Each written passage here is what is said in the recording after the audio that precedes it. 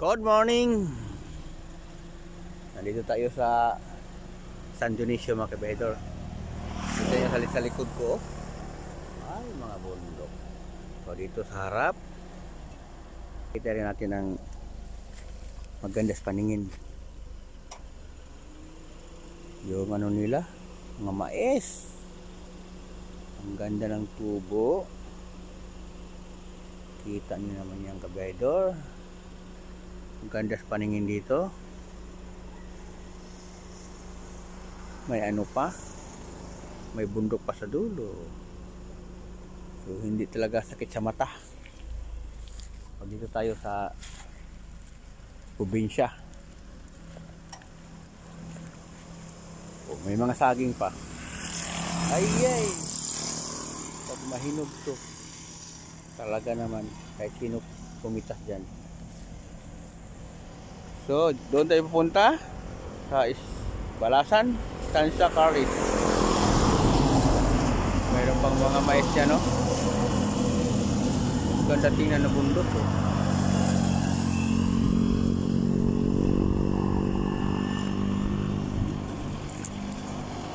Medyo magandang panahon ngayon.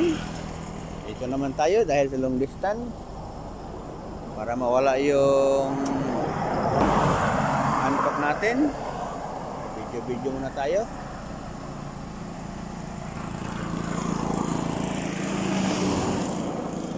Yung mga mais dyan pala, oh.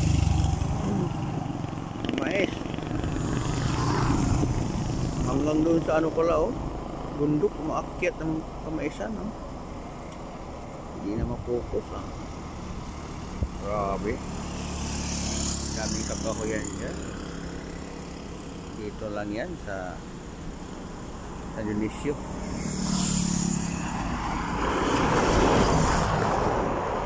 Papunta na tayo ng Patad ng kabahedor.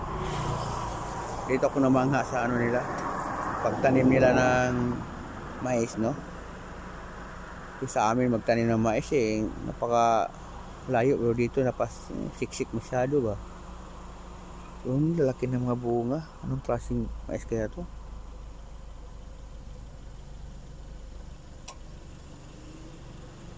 So, pinakita ko naman sa inyo tong view dito kabahedor sa San Dionisio, border to Batad.